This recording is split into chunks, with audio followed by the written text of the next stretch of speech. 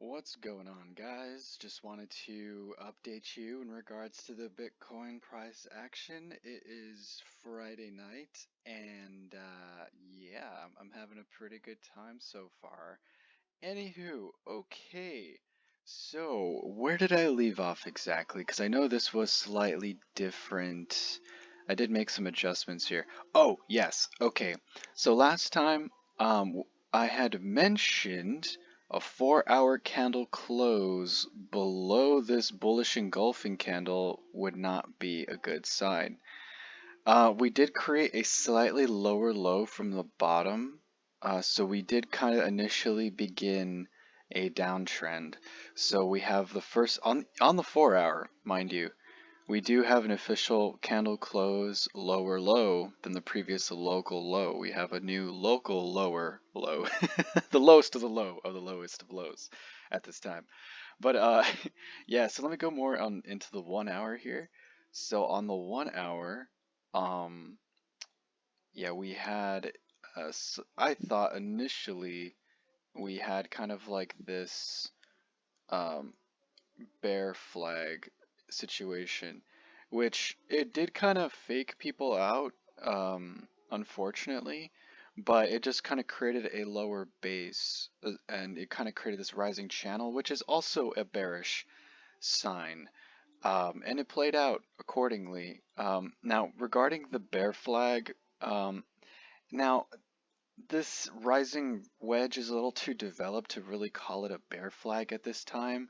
So you could kind of classify this as maybe like as a mini rising wedge, and it currently broke to the downside. And as it stands on the 1 hour, it did create a higher low situation, and it is bouncing off of this bottom aspect of this ascending broadening wedge here, which is rather interesting.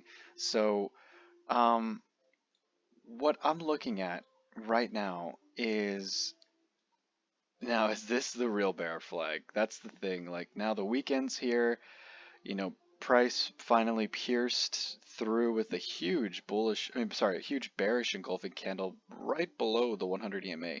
Personally, if you ask me, when the EMA started, the 9 EMA started losing support around here and their bounces ensued, it creates stagnation for the overall trend. So if I zoom out here, you can look at the 100 EMA where it was just an escalation to the upside. And then now that price has broken through the 9 EMA, then the 100 EMA is now, instead of pointing to the upside, it's now sitting flat. So we're kind of looking at an attempt here for the bears to really take control.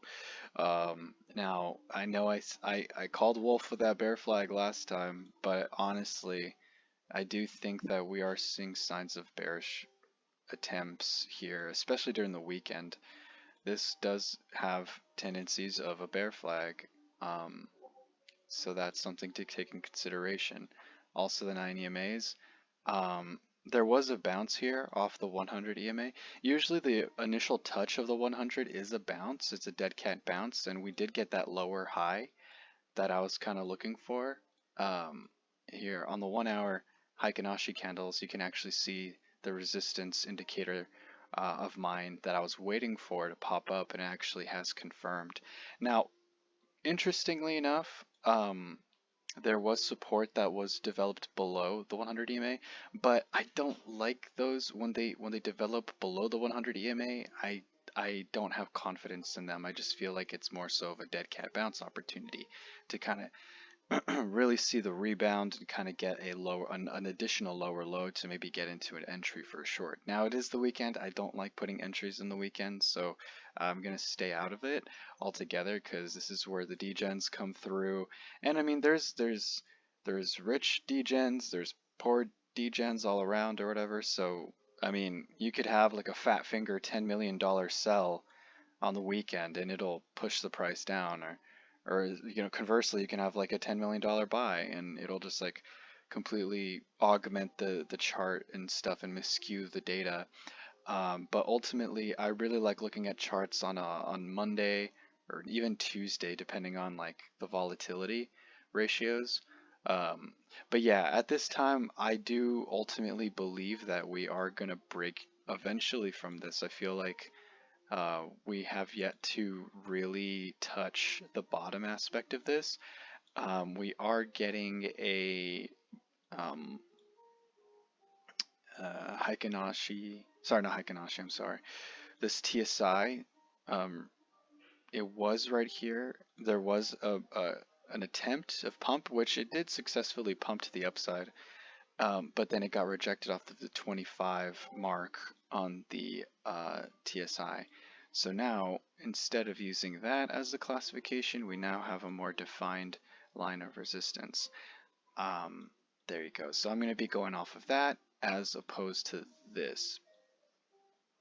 Also, um, now from the money flow perspective, we are seeing, interestingly enough, a trigger wave, but ultimately this could reverse on a dime.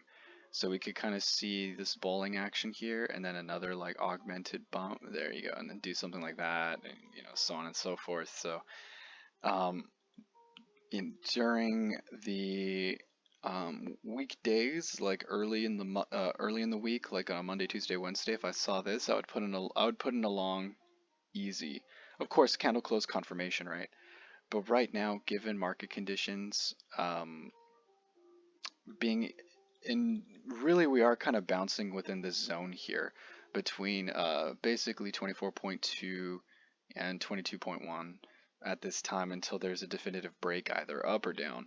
Um, so, this zinc could pump. I mean, you could scalp the crap out of this if you want, but yeah, you can expect maybe like a 6% pump at maximum.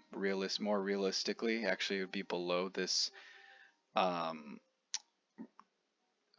support and resistance indicator. It'd actually be somewhere below somewhere, maybe around 2.4%. So this even though it did break bearish ultimately, um, there are still moves to be had, like 2% scalps and all that kind of stuff if you want to take it. I don't condone it, nor do I participate, but there are moves to be had during the weekend.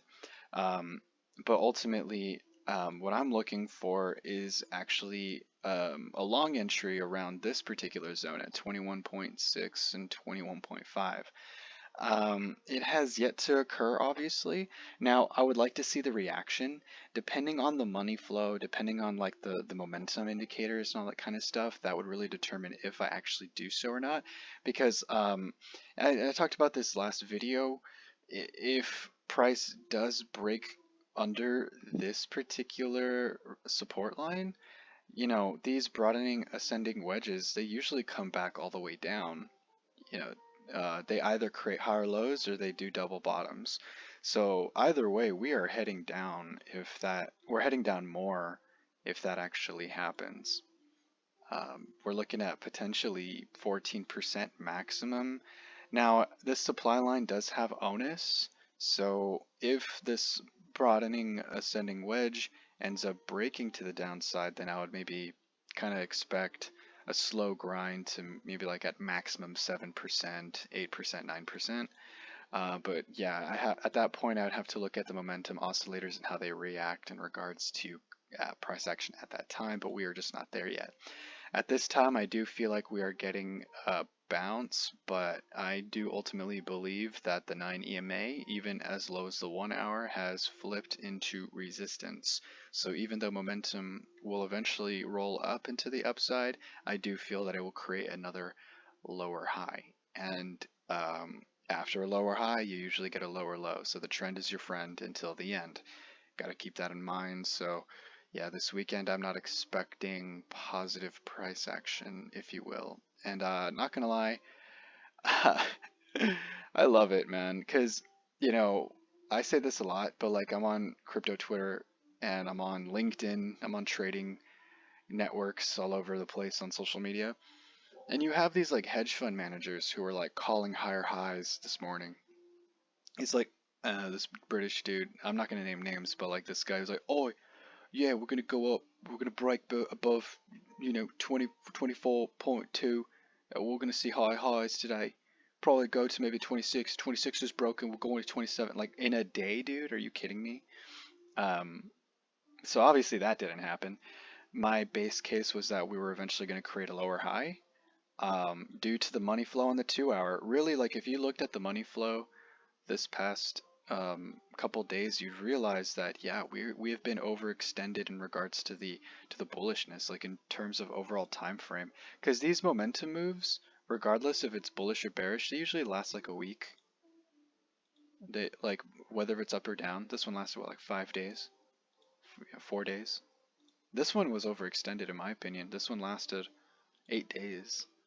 You see, so like once the kickoff of the momentum happens on the 1 hour, it's usually like 4 days to a week in regards to the trend, the pivot, if you will. So I felt like we were overextended. I felt like we had two bull waves happen at once, which is great. Like I'm a macro bullish guy, but at the end of the day, like momentum plays a factor, and at the end of the day, day-to-day prices are at a premium or at a discount. And at this time, I thought, prices were in premium levels.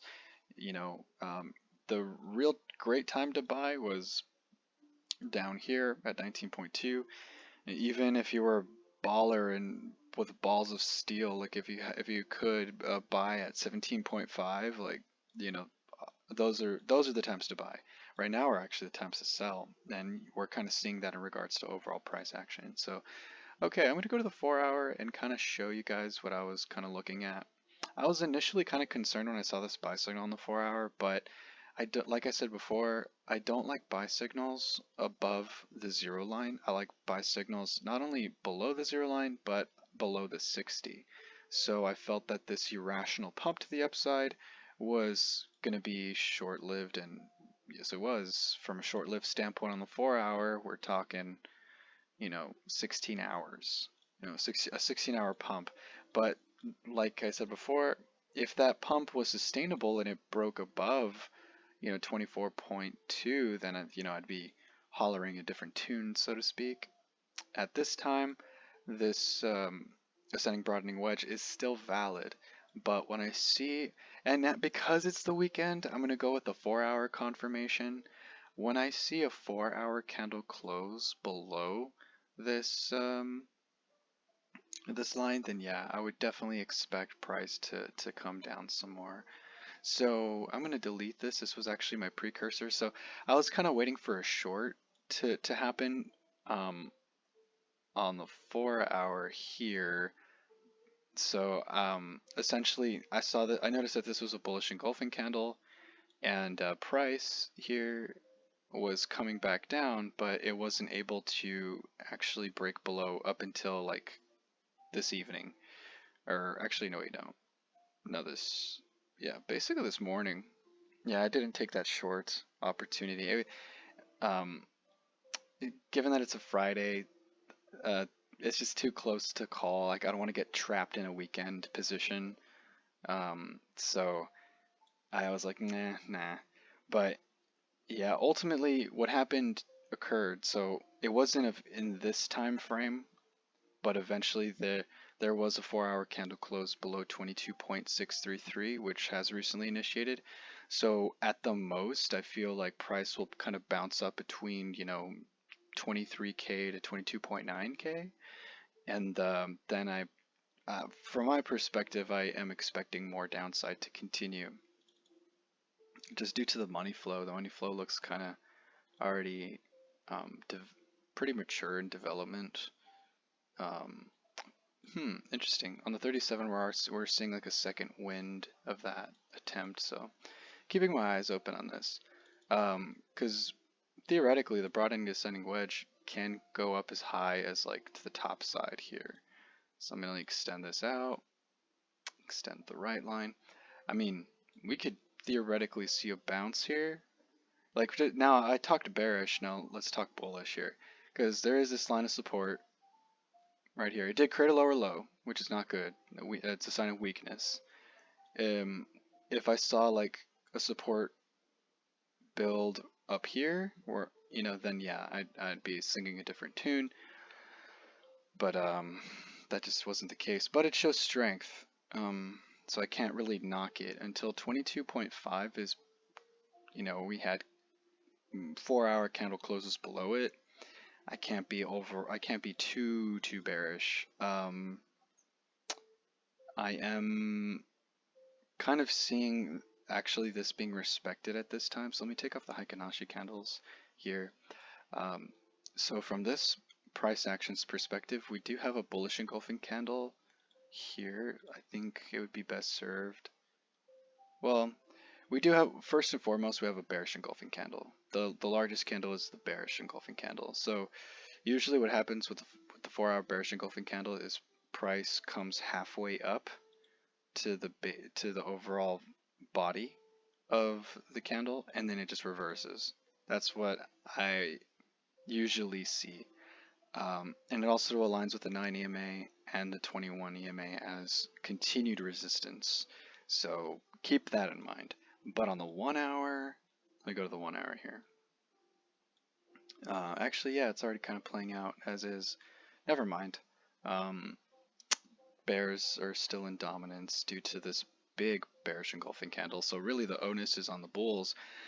If you see a 1 hour candle close above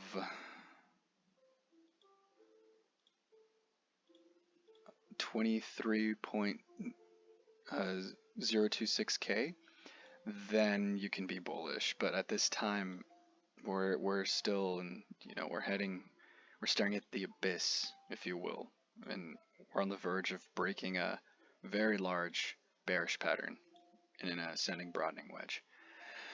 So, what am I hoping for at this time? At this time, I'm looking for a dead cat bounce, and not financial advice, but if I'm looking for a dead cat bounce, I'm looking for maybe like a back test of this resistance at some point here.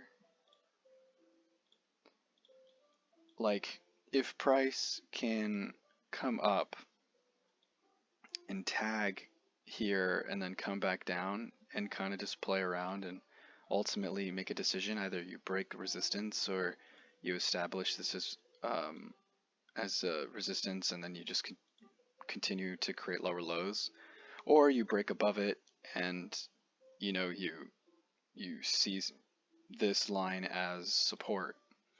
So right now it's definite confirmed resistance. We have 2 touch points on the hourly. It's pretty definitive. So I'm not really too happy about this. You could actually argue that this could become a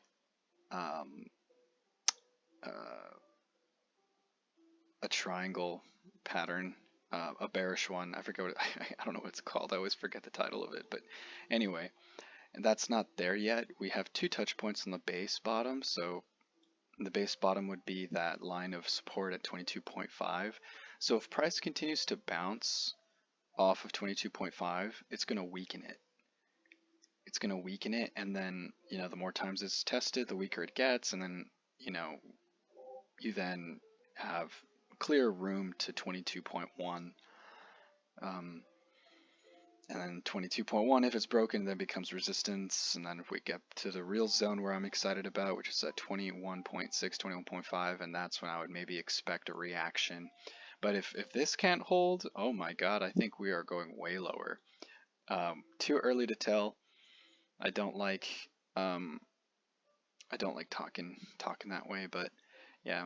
Also, keep in mind,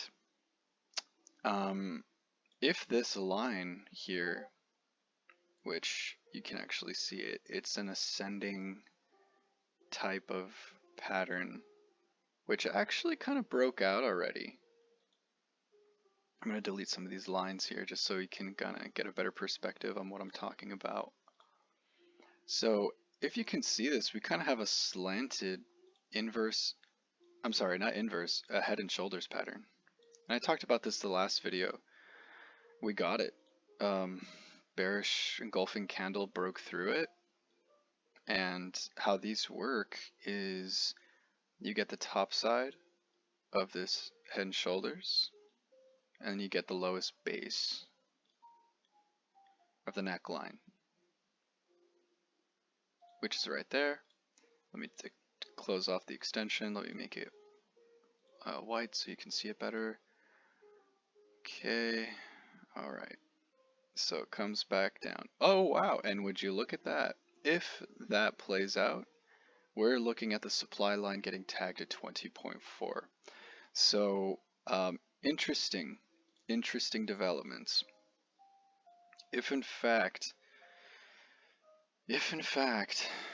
that is the case, if this Head and Shoulders plays out and it performs to how we think we're going to perform, it's going to come back down all the way to 20.5k. So that's interesting.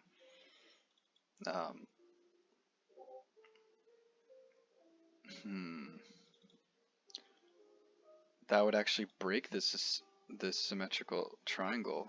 That would break through the symmetrical triangle. Wow. That's not good. This is not good from a bullish perspective. If you're a bull, if you recently bought, like up here, oh man, people are trapped. But anywho, yeah, this is why I started doing this channel, right? Just because some people, they just buy whenever, and I mean, it's like if they're hodlers long term, like they're gonna be fine. But some people like literally like lose their lives. You know, they literally kill themselves because they can't handle the emotions and stuff like that. It's pretty crazy. Happened a lot in 2018, where people were just like committing suicide due to like losing all their wealth, or they didn't know that there's cycles to this. It's a 4-year cycle theory that's actually been playing out for the past, since maybe like, yeah, since the dawn of Bitcoin, really, since its inception and execution in 2010 or 2009 or 2010, I don't remember. But yeah, so people freaked out. They bought at 20k. You know, they rode it all the way down to the bottom, and they just, you know, decided to end themselves. You know, little did they know, if they would have held it for another 2 years, they could have sold it like at 60k or, you know, 40k. They could have doubled or whatever. So that's the thing. Like, it's really sad when people are just ignorant. They don't know what the hell they're doing. They're just like going about trends and stuff, like listening to TikTok influencers or whatever the hell.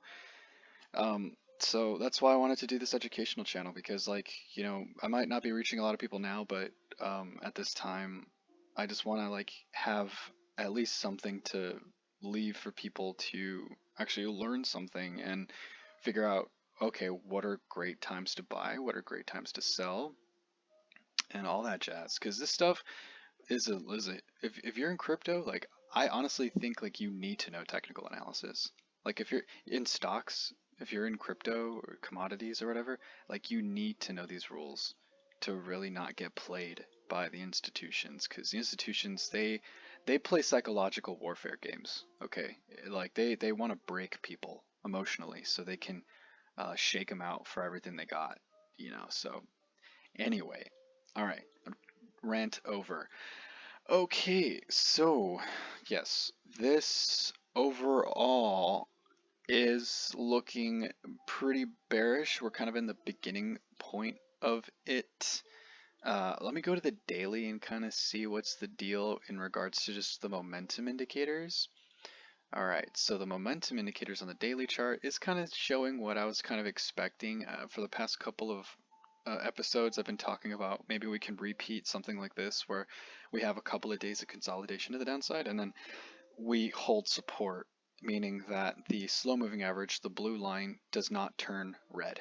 It just kind of does like this, you know, a retraction, and then ultimately creates a higher low to then push to the upside. That's still on the table. Still very much on the table. Now, what I don't like on the daily is we have a sell signal at near the 60-point line. I do not like that at all. So just for perspective, let me show you how powerful these moves are in retrospect. Here I sold pretty much like 75% of my holdings in this particular zone. That's why this vertical red bar is there. When I saw this point, I knew that the bull market was pretty much done for a year or two. Anyway, But yeah, like yeah. So just measured move from candle closes, not including wicks, just candle closes. We're talking 11%, an 11% move confirmation. This one obviously was epic.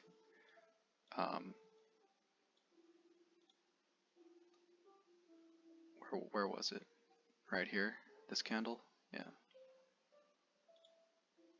from the bottom here. That's 38%. And technically, you could have still held it and gotten like a 50%. If you shorted the shit out of this, like you made a lot of money. Anyway, um, so let me go to the daily indicators here. Okay, now there's continuation. I did mention this waning momentum here. This initial print of the yellow bar, we are getting another yellow bar, which to me indicates that we're going to have more negative momentum to the downside, which further validates other statements that I said prior. Now, the TSI has yet to confirm a bearish dump, so as long as we're above 22K, we're Gucci, my dudes. Let me see, where's 22K? I'm gonna give it yellow so everyone can see it. Let me go to coordinates. 22,000. Okay. Boom. Okay. That's safe. Yeah, that's safe to say. So we can literally have like a wick below 22 and still be somewhat bullish. I think it was like 22.53 or something like that. So as long as we have like as long as we have candle closes above that line, we're still solidly bullish. So that's good to see here. What else? What else? What else? Okay, let me go with the Mac. Oh crap! Let me go with the MACDX here. Okay, so the fast-moving average is kind of curling to the downside, and we are kind of getting a weakening of trend. As you can see, it's kind of like bowling already. We'll see how that turns out. But yeah, the slow-moving average though is kind of losing steam. The RSI has yet to cross bearish, so that's interesting. It hasn't even tagged the top side either. Now, it doesn't have to do so, because on the daily time frame, we do have this daily RSI resistance that has really yet to get tested. So that's intriguing to me. I want to see what happens. I want to see the reaction of this move, frankly. I do eventually think that this will get tagged maybe tomorrow or something. I'm not too sure. Maybe this dump is just like not all that significant. We'll see. That I don't want to count my chickens before they hatch. Okay. Well, TMA, this is the TMA indicator. Firmly crossed above the 50 mark. Now, can we create a higher low situation within the coming days? Is this it? Potentially. So I am kind of getting some bipolar metrics from certain indicators. Some indicators are saying like, hey, it's not over yet, while some other indicators are kind of like confirming downward continuation, it's not over yet, it's not over yet. So the fast moving averages are saying it's not over yet, but the slow moving averages, well, one is saying yes, the other one is saying no, and the medium is kind of like stagnating at this time. But let me go to the 4 hour here. Okay, well the 4 hour is more definitive, and we did get a hidden bullish divergence here, so it's played out. Now we're seeing continuation to the downside. Now, can we create that higher low situation? So can we create a higher point where the slow moving average actually prints somewhere above here, and that would insinuate really a solid positive momentum. Now that has yet to happen, of course, and in my opinion, we're still likely heading to the downside before we see anything of that caliber really present itself. But yeah, I'm keeping my eyes out on that, like a potential higher low. Uh, Likewise with the RSI, it's been overextended to the upside, but we have yet to get that higher low. And can we actually bounce off of the bearish control zone on the 4-hour? If we can bounce off the bearish control zone or even the 50 line, that would insinuate continuation and actually imply a break above this resistance to eventually, yeah, make 26. So maybe that guy's not, maybe that British dude's not crazy after all. Let me go with let me extend the right. There you go. Let me see here. So interesting. Yeah, so this ascending broadening wedge is still in play. I'm going to take off these right here. At the end of the day, the ascending broadening wedge is still valid until broken. Now we do have a head and shoulders pattern, but head and shoulders patterns, I mean, excuse me, head and shoulders patterns actually have like terrible performance rates.